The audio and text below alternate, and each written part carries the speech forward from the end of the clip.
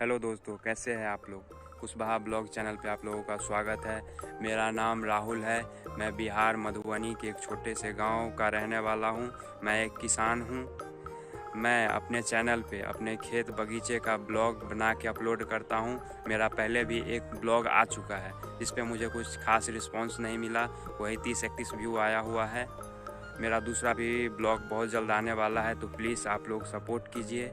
मेरे चैनल को सब्सक्राइब कीजिए, लाइक कीजिए, शेयर कीजिए। प्लीज़ आप लोग सपोर्ट कीजिए इस छोटे भाई को।